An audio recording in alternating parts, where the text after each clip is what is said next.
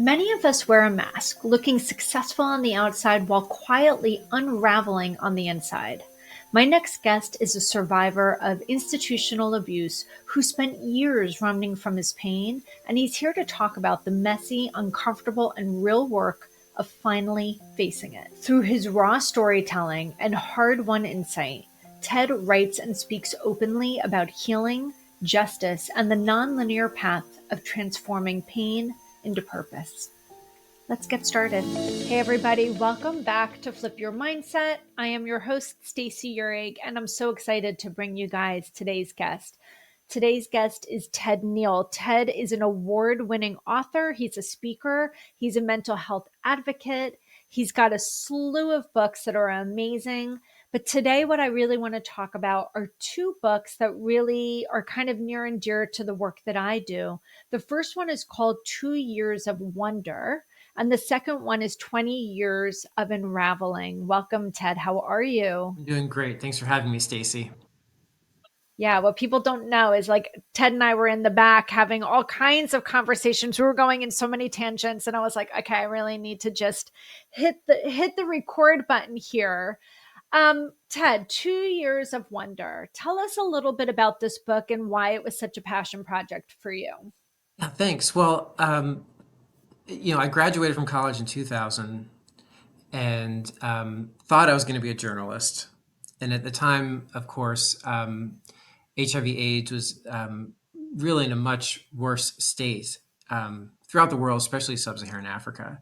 And so I had gone to sub-Saharan Africa chasing that story and ended up at an orphanage that had been founded by a Jesuit priest who had connections to Georgetown, where I had my undergrad. And I realized I didn't want to just be a journalist. I felt like it was one, I couldn't maintain my objectivity, and I wanted to be more hands on.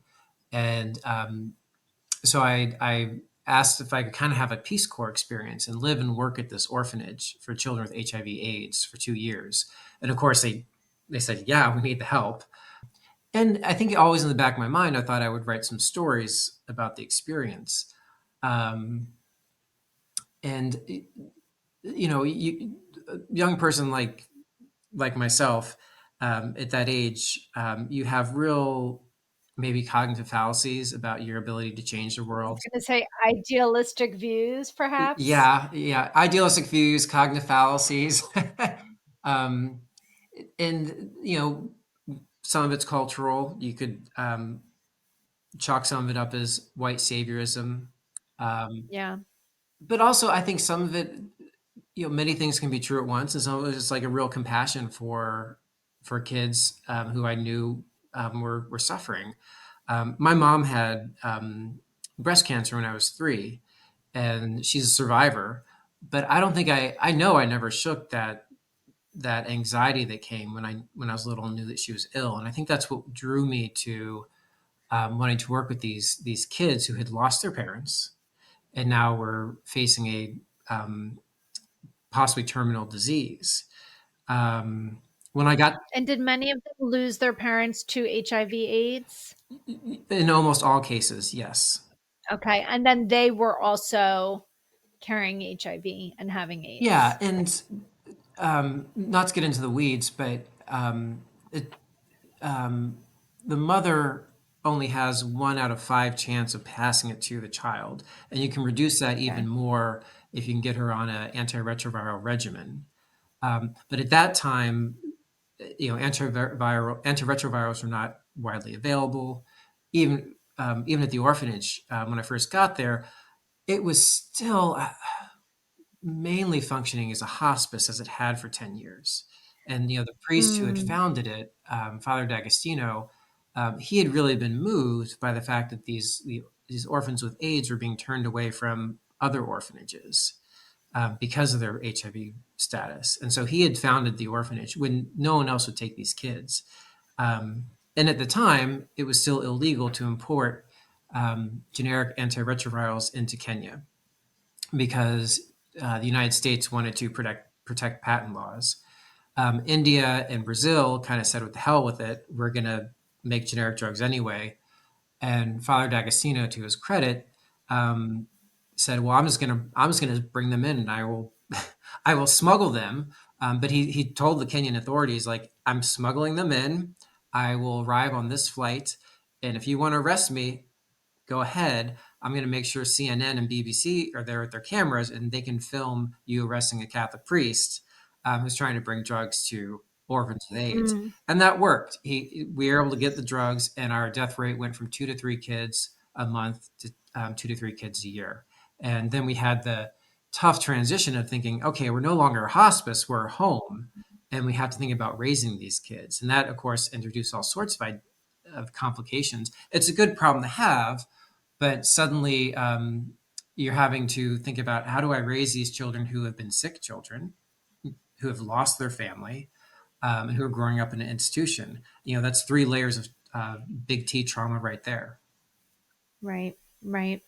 And for you, as someone that was in this experience as a young man, what type of trauma did that bring into you? And everyone knows that listens to my podcast regularly, they'll hear me say trauma doesn't have to be the event. Like an event itself can be traumatic. But the general consensus is that trauma is not the event. Trauma is the aftermath of the event. It's how the event impacted you in a way that you're still carrying pieces of the experience, mind, body, psyche, spiritually, long after the event happened. So, how did that? Did let me ask you this: did that experience at the orphanage, was it traumatic for you? Meaning, when you left, did you find yourself still impacted by what you had seen and what you experienced there? Absolutely. It breaks you. It broke me. It broke the Sunday school version of religion that I had inherited. To see these quote unquote innocent children. I struggle with innocent because, I mean, in a way we're all innocent, but um, seeing them um, die, because I mean, I was a hospice nurse for them, or a hospice nurse's aide, and so you see kids that you've taught how to talk and walk, flattened on a mattress and dying of a disease that has already been made chronic in your home country. And it leaves you with questions that there are no answers to, and Yeah. yeah, and I carry that around with me. But when you're in the moment, um, and I still, this is something I communicate with caregivers, and you have to strike this balance, because there were times I would get frustrated and feel sorry for myself, but also recognize that my pity was misplaced. That the person I need to feel sorry for was the child. And so, but I think that I took that to an extreme because I really repressed my reactions. And so, in the next 10 years, as I left the orphanage and used my experience of the orphanage and my interest in global health to go to grad school, get a master's in public health, to work for organizations like CARE, Save the Children, and UNICEF, I started traveling all over the developing world. And as I think I said to you earlier, when we were in the back room, you know, uh, war zones, urban slums, and refugee camps are not a great place to process your grief or your trauma. Yeah. And Well, some people go there to get away from it. Some people go there to run away from it, to ignore their own, right? Almost as like a distraction. But your nervous system's your nervous system. exactly, yeah, and I saw that. I saw that with other health workers. I saw that with other health workers who had to turn to alcoholism and drugs, or just to keep busy. And work isn't Yeah. becoming their way to escape those feelings. And I did it until I couldn't. And it really caught up with me by 2012, when I was hospitalized for depression, because I'd really grown suicidal. And I had tried writing about my experience of the orphanage up to that point, and never had a lot of success doing it. I found that I didn't have the maturity, and I guess also, really, Stacey, I hadn't had the healing. Um, Yeah. and so it was only after I was hospitalized, and as I started getting on the other side of that hospitalization and started healing, that I started writing down about the experience again, and then it all started to flow. And that's where 2 Years of Wonder came out. And I was able to give shape to what I'd been through. And that's where that memoir finally came together. And it was real integral to my healing and finding purpose, and also becoming comfortable with some of the questions I just couldn't get answered. Can we I don't want to gloss over you being in the hospital because I think it's really important. You know, I we talked again in the back room about parts a little bit, right? And I see often suicidality as a part. I often see depression as a part. It gets pathologized in a clinical setting. But in the realm of parts work, we don't pathologize it. In the realm of parts work, we see this as a natural consequent of a set of abnormal circumstances. And so how do you tell can you just paint a picture for the audience of what was going on with you that you landed in the hospital? Where were you? I think you mentioned me Atlanta. What was going on and what did you think at the time was happening to you? Great question. And yeah, I was based in Atlanta, and that's where CARE had their headquarters. And so I had been there pretty much since I'd graduated from Emory with my master's in public health. And but I was traveling a lot. I think that was one of the risk factors. Is that with all that international travel, I my my community had thinned. It's hard to maintain community when you're traveling internationally for so much part of the year. And I'm so glad you mentioned parts work because it was really it was parts work that was a turning point for me in the hospital. Um, to answer your question, um, I had been working at CARE, also in partnerships with Save the Children and UNICEF, since graduating. And the 2008 recession hit. I made it through a couple layoffs, but by 2012, I got laid off.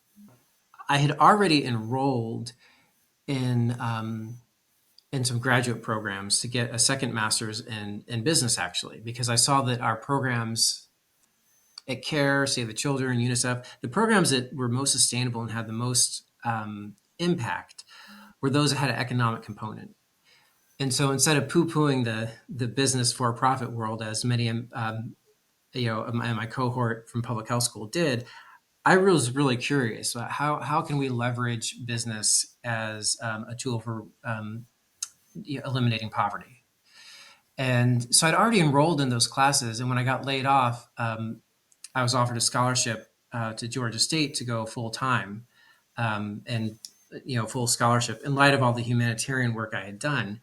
So I took it, um, and so I was there for about 2 semesters, and I was struggling with this idea that I had chosen to go into the nonprofit field. I had chosen to go into a job where I thought I'd be a service to humankind.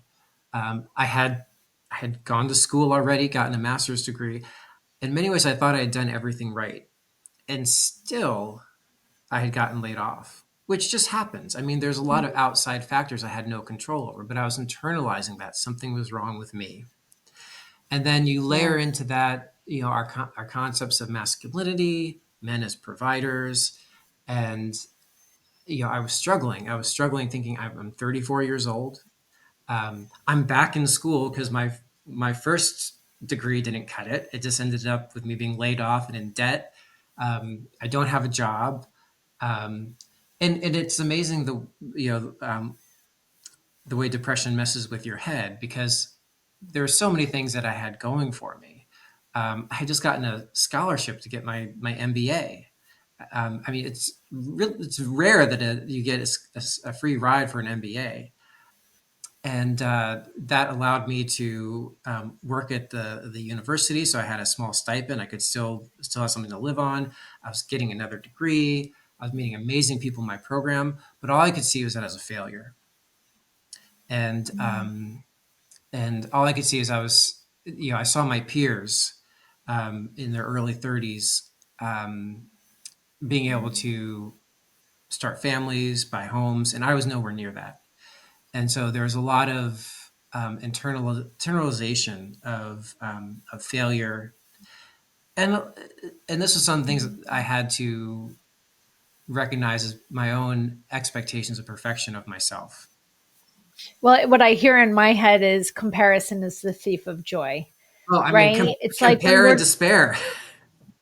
yeah, compare and despair. And it's this idea of there's also, and I think, as a writer, and I know some of the other things you've written about, this would make sense. It's like we're also putting ourselves up against this guideline of quote unquote societal norms, but it's all a man made construct. And I talk to my clients about this all the time. Like I actually was working with somebody recently, also a Georgetown person, and they said, I'm not where I should be as far as the social clock is concerned. And I was like, come again? And I was like, tell me about this social clock concept. And this person was telling me about what it means for him or her. And I was like, that's not a real thing. A social clock is not a real, it's a man-made concept. It's made up. It's not, it's conceptual. And it's this idea of I'm supposed to be here at this age, and then I'm supposed to be here at this age, and then I'm supposed to be here at this age. And if I'm not, I'm a failure. It's so true. I mean, the social clock, perfection, love for performance. I mean, this is scaffolding that I think that we create for adolescents and young adults, so we can achieve and so we can guide ourselves into that path that we need, quote unquote, need to be on. And But that's the other thing. It's like even that model of success is a man-made structure. oh, absolutely. But no one tells us that, That's unless we, correct. Unless you become my yeah, client unless we're in in therapy. your 20s, and I'm gonna give you a real quick like lowdown, like that is just the biggest bunch of BS. Like, let's talk about what really matters. And none of that stuff matters. But yet we have that whole, to your word, scaffolding of this is what's supposed to be or should be. And it sets us up for so much frustration and disappointment because we're going up against a construct that isn't truly real. It's just something that you're choosing to buy into. And by the way, given also your experience of working in a very different environment when you were in Nairobi, there's also this cognitive dissonance of wait, what is real? Because these social constructs and the social clock doesn't exist for the people that I was just working with in this orphanage. Like, so what does exist? Like, what is real? So was any of that also like kind of playing out for you? Because I feel like for me that's something that would be playing out for me as well. Like I'm watching all of my quote unquote peers on this social clock, but yet does that social clock even exist in Nairobi where I just was? Uh, I appreciate you bringing that up because there was this tension to the point of pain of, I mean, what is important? Because in some ways, the That's right. fact that I had been able to, hold a child's hand while they were dying, um, and be there in place of the parent they had lost as they were dying because the parent was passing or like, that was important stuff, and in some ways more important than the rat race. But it's not stuff that's rewarded necessarily by society. That's And well, but we're relying on that reward and that validation of enoughness, right? it, we are. I mean, it's not going to get you a mortgage. It's not necessarily going to get you the social status that you want if you're in the rat race back in the United States. And I was in this weird back and forth for the past 10 Right. years, after I came back. And even though I was only there for 2 years, I mean, it was very, very intense two Yeah. years. And, so get to 2012 and I've got all this stuff that's going on in terms of my career and questioning my self-worth.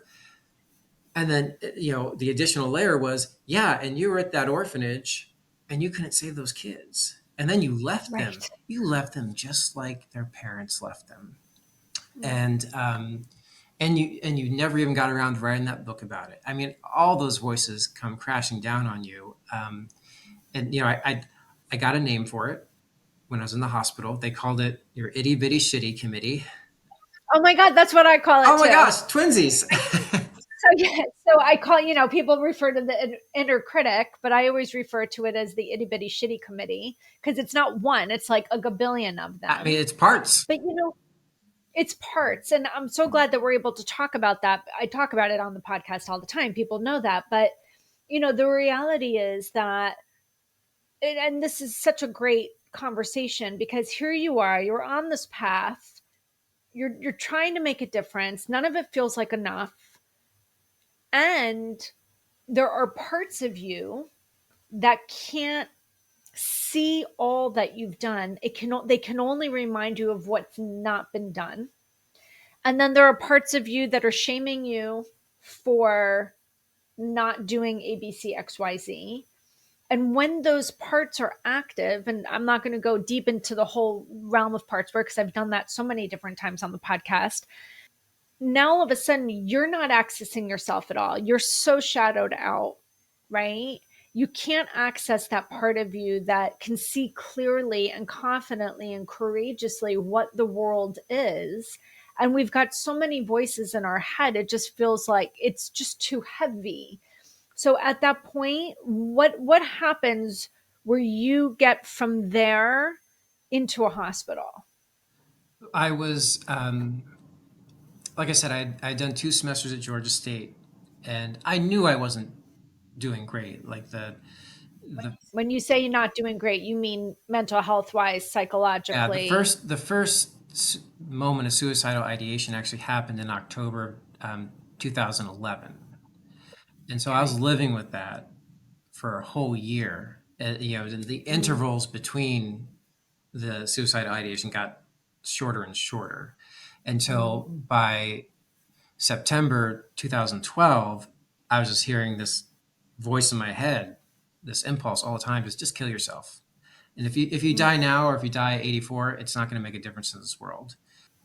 And I had been going to I've been seeing a counselor, I've been seeing a therapist, and I had even popped into the counseling center on campus 2 times before when I really felt like I was having a panic attack. But there's this one morning I got up and I couldn't function. I went as far as picking up a knife and putting it to my wrist, and I just wanted the pain to stop. I just was in this. What I've heard people say, and I talk about it in 2 Years of Wonder, is depressed people aren't good at feeling sad. When I first heard that, I was like, that's ridiculous. I'm so sad I wanted to kill myself. But like, no, I had grief and I had sadness that I had not dealt with from the orphanage. Um, and that was blocking so much other work I needed to do. And I was cutting myself off from like that end of the spectrum of emotions. And And was that just because you didn't know how to process I it? was overwhelmed by it. I didn't know how to process it. I Yeah. hadn't had that modeled for me growing up.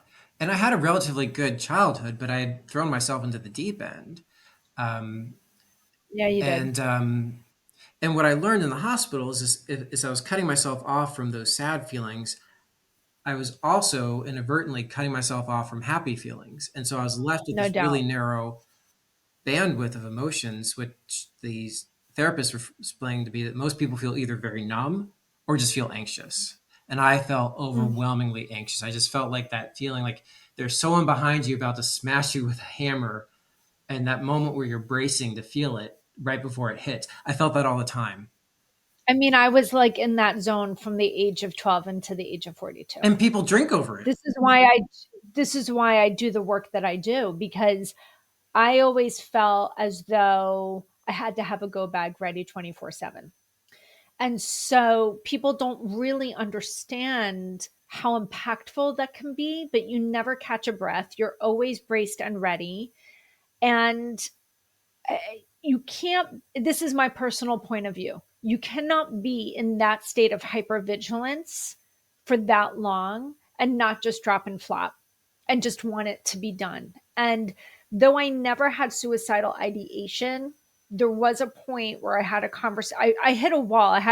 I burnt out. We call that here burnout, but I call it a nervous breakdown because my nervous system broke down. And I talk about that all the time. I think burnout's a really glorified way of saying nervous breakdown because nervous breakdown makes everybody really uncomfortable. But in essence, truly, my nervous system broke down and I couldn't function anymore. I was at this go, go, go, go, go. And then I flopped and I dropped into this zone of I can't do anything. I can do everything to I can do nothing. And I couldn't go to work. I couldn't think. I couldn't even decide what kind of coffee I wanted. I functionally could not exist. And I remember saying to my father, I'm going to say something to you and I want you to know I'm not going to do anything about it. I just don't know who else to tell this to. I said, I have a great support system. I have a great husband. I have everything I could want in that realm. But I could totally understand why somebody would not want to be alive with this feeling. And I could totally understand why somebody would just do anything to stop feeling this way because I don't think I can go much longer. Like it just was completely engulfing me. And for me, Ted, it was not a not enoughness. One of the things that I think was the most confusing for me was that I actually had a very, very strong sense of self, and I always had a very good access to self. My strong parts were very anxious because they didn't feel safe and had to keep running. But my sense of self and my esteem was not. But I think that for me, I had what I call an emotional imprint of having lived through periods of time where I did not feel physically safe and I did not feel protected from that. And so my parts were the parts that were like, we have to be ready to go, go, go, go, go, go. And until you understand parts work, you don't understand what's happening. You just think you're tightly wound, or you think you're just type A, or you just think you're hardwired for this. And you can't outrun it if you're hardwired for it, right? It's like you lose all agency to who you are.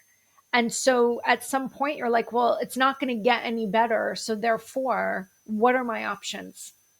And they never introduced it as parts work when I was in the hospital, but it was what they had us do, and that was transformative for me. It was like the turning point when I was able to really start healing, and gave me the confidence to start processing those feelings that I needed to, and that, and also I was in the hospital with many people who were there for being treated for addiction and alcoholism, which isn't part of my story, but I was able to borrow a lot from their toolkit.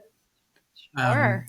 and I don't want to jump too far ahead, but that was such a valuable experience, not just for me, but um, uh, 10 years later, and around 2021, when the young adults who had grown up at the orphanage approached me and said, "Hey, Ted, by the way, after you left, many of us were sexually abused and are suicidal, using drugs, turning to alcoholism to deal with it." That experience, having been hospitalized, was really the key for me to relate to them and to build trust with them to help come alongside them and eventually get those their stories out, and eventually, after a 3-year battle, to start getting them some justice. And that my other book that you mentioned, 20 Years Unraveling, it was the memoir I never intended to write. It was the follow up to 2 Years of Wonder.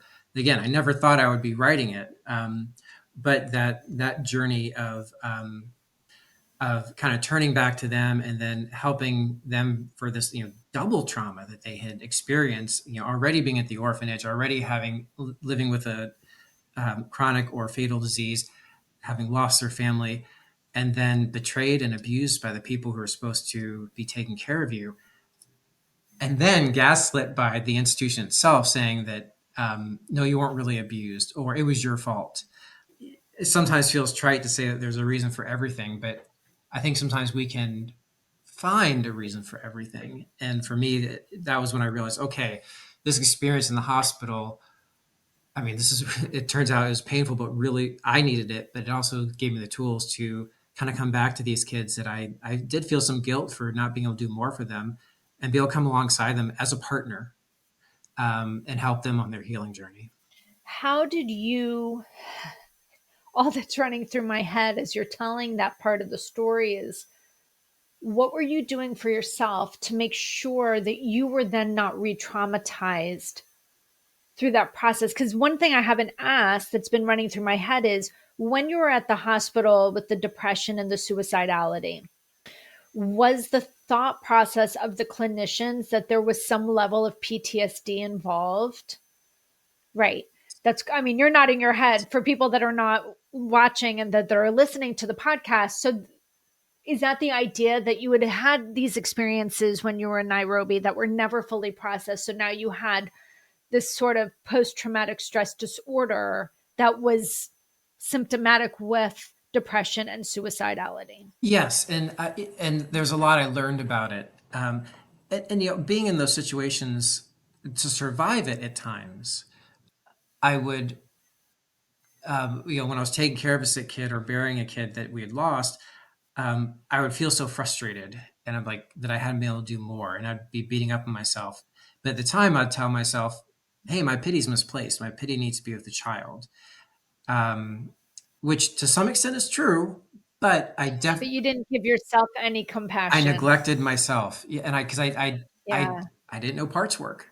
I didn't recognize that there was a part of me and how much it was hurting.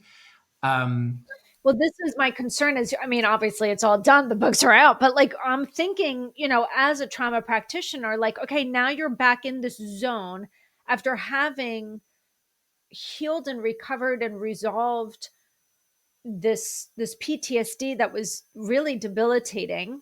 And for people that don't understand, like, we pathologize again suicidality and all these things, but when we've gone through very, very traumatic experiences and we have this lingering trauma that can be a complex PTSD or a PTSD, which are quite different actually, and you've done the work to understand it, see it, process it, and heal from it, and now you're putting yourself into another situation that could intentionally be re-traumatizing.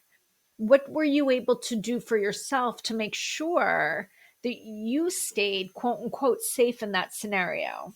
yeah, well, one of the communities that another community that I kind of didn't expect to bond with, but received me with welcome arms, and also um, that there was a lot of solidarity with is the community of soldiers with PTSD. Mm-hmm. And the work of Edward Tick, with PTSD and working with Vietnam vets was very valuable to me. Um, and what he kind of summarizes PTSD, and I'm oversimplifying it, but it's a moral psychic injury. It is it's an injury to our narrative of self, and on the most Yes. fundamental level, that is I learned from soldiers was, I'm a good person, but I killed other people. I'm a good person, but I wasn't able to save my buddy. And also, unexpectedly, what I learned is when on the battlefield, the people you identify most with, of course, are the guys next to you in the trench. But the other person you identify the most with, it's not the people back home because they can't understand what you're going through. It's the other guy in the trench across the no man's land because Right. he's going through what you're going through. Your quote unquote enemy. And so you have to kill this person that on some level you identify with. So my experience of not being able to save more children, um, Yeah. and do more to help them, it was that same kind of broken narrative of self. Like I wanted to think of myself as a good person, but I was not able to do all that I wanted to do. The tools for dealing with that, came from my the work of Edward Tick, came from healing circles with former vets, but also you know my friends in the recovery community who taught me that there's some we have to practice acceptance, and accept our helplessness. And also, we can't play God. And there are some answers, some questions that we don't get answers to, because if we knew the answers, we'd have the mind of God. And that let me off the hook.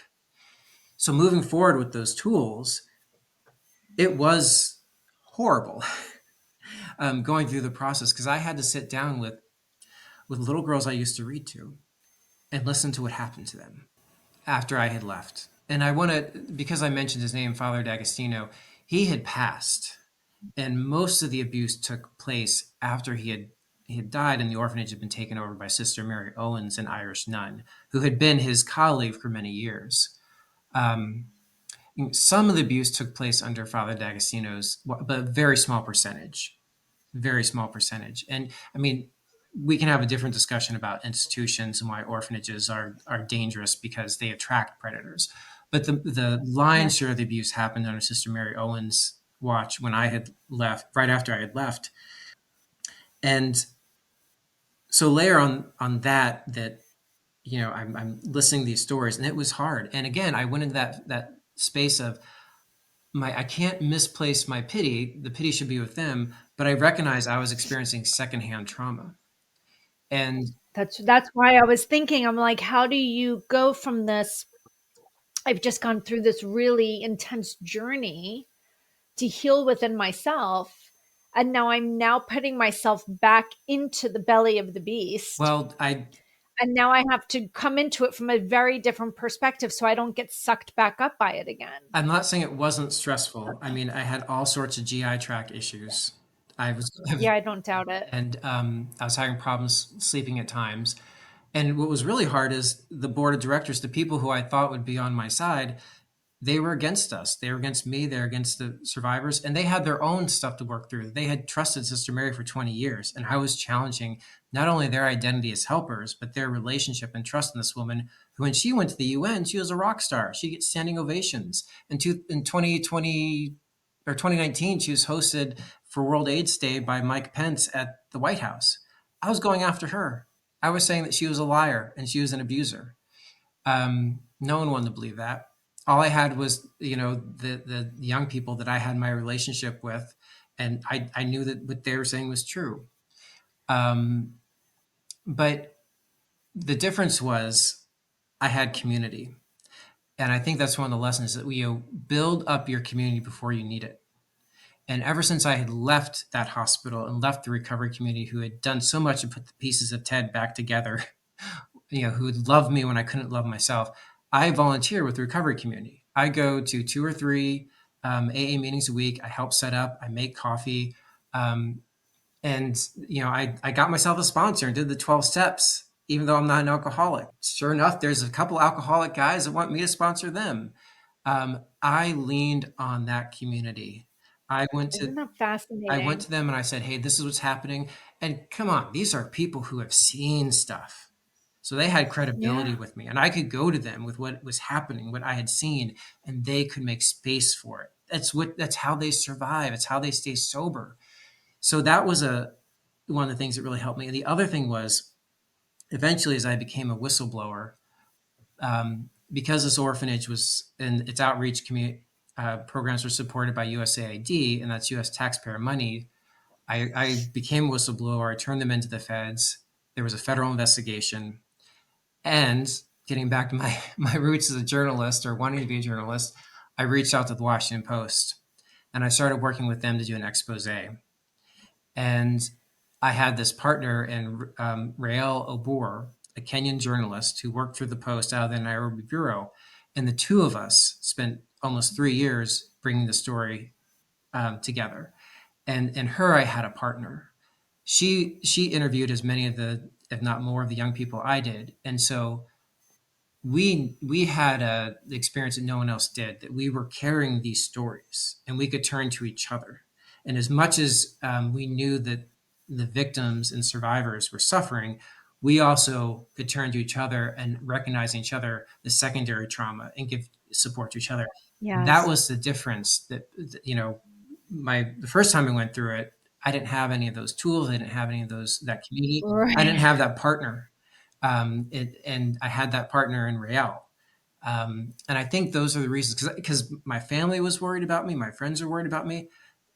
I Yeah. was sad, I was upset, I was so angry, but I was never depressed and I never relapsed.